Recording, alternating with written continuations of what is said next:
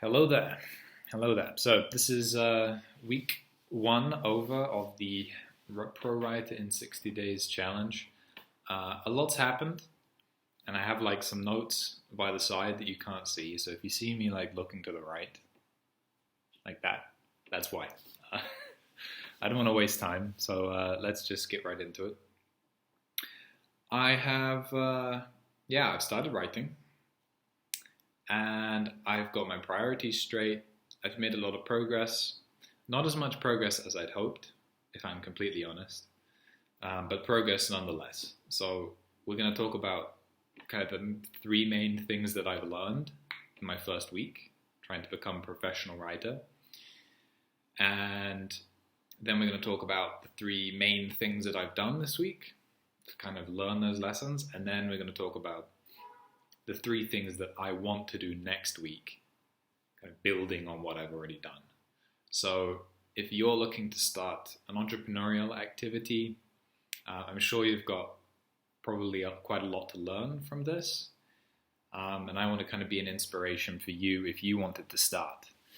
This is the kind of process you could expect in your first week of trying to make money online as a freelancer or as an entrepreneur, etc. So without further ado, let's get into it.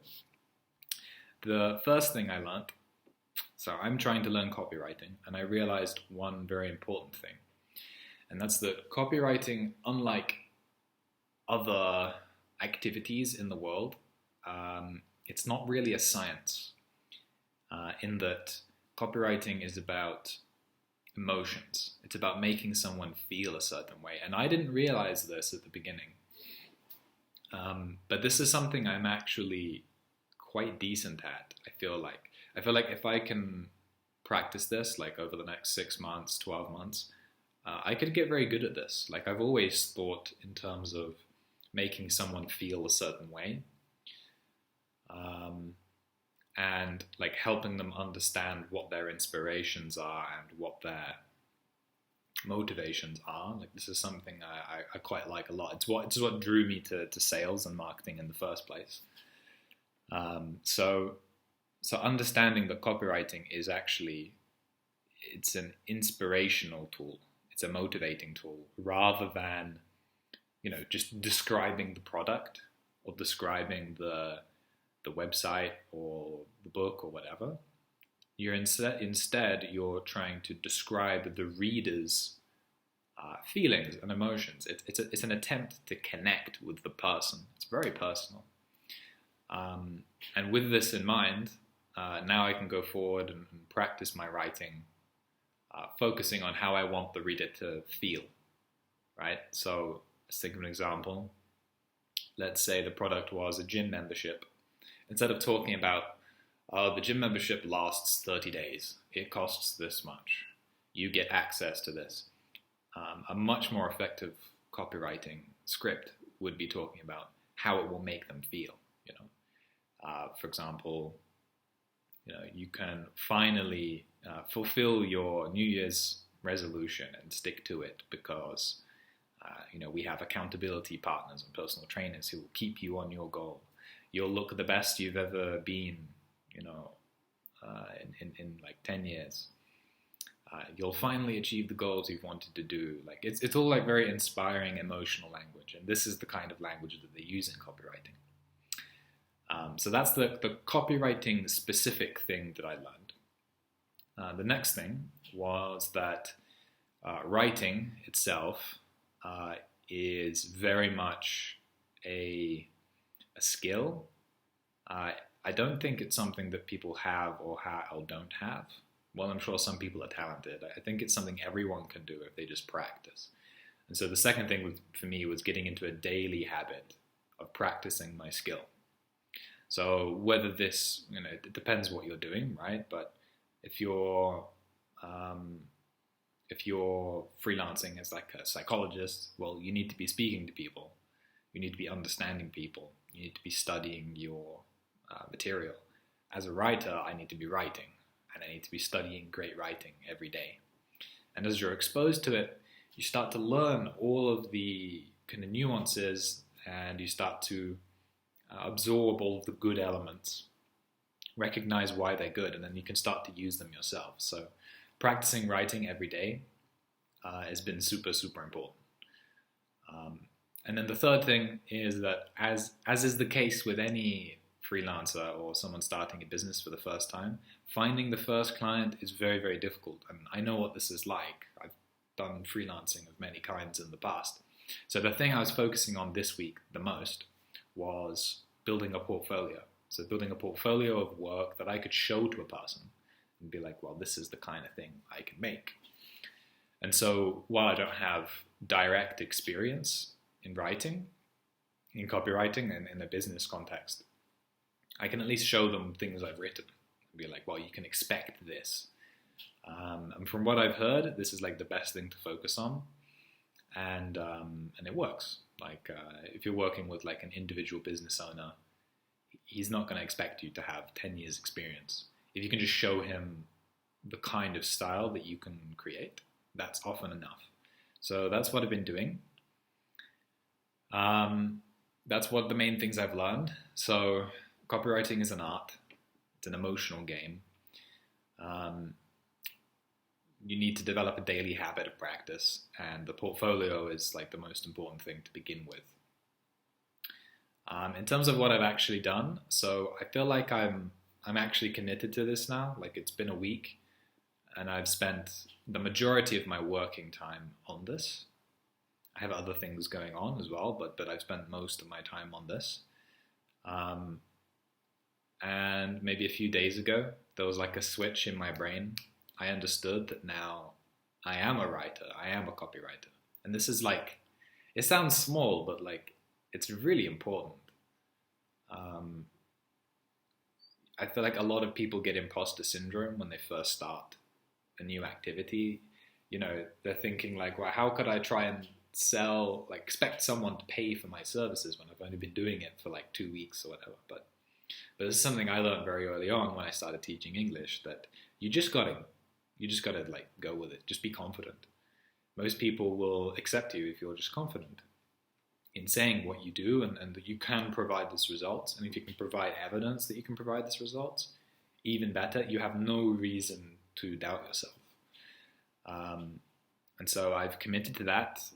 I've started calling myself a writer. I have committed to the 60-day challenge. This is something I will finish.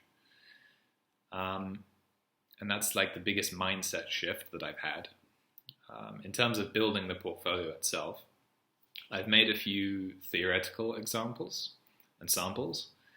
One was like a newsletter for a hotel, a very famous hotel here in the city, which you probably know the name of. What else have I done? I want to create some more landing pages because I think that's like a good place to start. The workload is like relatively low, like there's not that much writing, and it's very applicable. Like a lot of people need landing pages. I'm not living in the UK right now, I'm living abroad.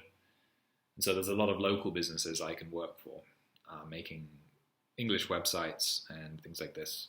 So that's why I decided to focus on hotels and things like that. And I guess the biggest thing I'm doing is I contacted an old friend of mine who owns a business, and I'm going to be writing an article for him about his business, kind of like SEO blogging. So the point is to attract people with SEO, which is like, you know, when you like search something on Google, there are certain keywords, and you might get results based on what you search. So if I write an article with lots of keywords in it, when you search on Google, you're likely to find my blog, and that's kind of the point. And it's also serving as a tool to help explain his business to potential business partners. So blogs are very, very important. Content marketing is a very, very big part of copywriting. Although some people don't consider content marketing copywriting, I would say it is. It's all for the purpose of attracting business, right? So that's one thing I'm doing. So I'm writing an article. I'm creating theoretical samples for my portfolio. And when the article's done, he has graciously said that he'll write a very good testimonial for me, which again is more social proof that I can do what I say I can do. So my thoughts are that by next week, I'll have the article done, I'll have a testimonial, I'll have more samples on my portfolio, and I'll be ready to start doing outreach. So now we can talk about kind of where I see this going next week, in week 2. The main thing is I want the portfolio to be in shape, right, ready for the eyes of potential clients. A lot of people are afraid of that. They're afraid of putting themselves out there. I literally don't care. I'm so used to this. Like, outreach for me is like a normal Tuesday. So I just want it to look professional. I want it to be, it's a Google Docs page, very simple. It says what I do, copyright a picture of me. I want it to be a testimonial, and then just a list of links to work that I've done. So they can just see, he is a real person. He does actually do something, and he can do what he says he can do. And that's enough. I'm not happy with it right now because I don't have a testimonial. The links to works that I've done are very limited. So once that's done, I hope that that's done by next week. I can start my outreach campaign. I've already created a list of 30 or 40 hotels in the city. So I'm going to start that soon. And yeah, that's where I'm at. So I think for 7 days, it's pretty decent progress. It's what I said I wanted to do. Get the portfolio in tip-top shape. In the first 10 days or so, I've got a couple more days to do that. Get the article done, get a testimonial, and then we're ready to start contacting clients and potentially making some actual real money. It is my goal to get a first paying client within January. So I have 2 weeks to do this. That is a tall order. It's not guaranteed, but it's my goal. The only thing I can do is ensure that my portfolio looks good and I have a good cold outreach system going with lots of volume. And I'll keep you updated as to how that goes. That's pretty much it. The only other thing to say is I have been writing on Twitter pretty consistently over the last 20 days or so. I'm almost at 100 followers. So if you see this and you're not following me on Twitter, go ahead and check the description. See if that's the kind of thing that you're interested in. I talk a lot about kind of self-improvement, finding your purpose in life, all these kind of great things, the kind of things I'm thinking about. It's really just a journal for me to just unload my thoughts onto the internet and see what people think. But it's where I come up with ideas for a lot of the videos on this channel outside of this challenge. So check out the Twitter if you're interested. Subscribe if this challenge is interesting to you, so you don't miss the next video. And I will see you probably relatively soon, but I'll see you next Sunday for the next update. I'll put some more videos in the week about my thoughts and just kind of my life in general. So yeah, that's it. I'll stop the video now because it's getting a bit long. And I will see you in the next video. I guess I'll leave you with one thought which I've been having, and that's that failure is not failure. It's only failure when you give up. If you fail and get back up again, Rocky style, you never truly failed. You just had an interesting lesson. I'll see you next week.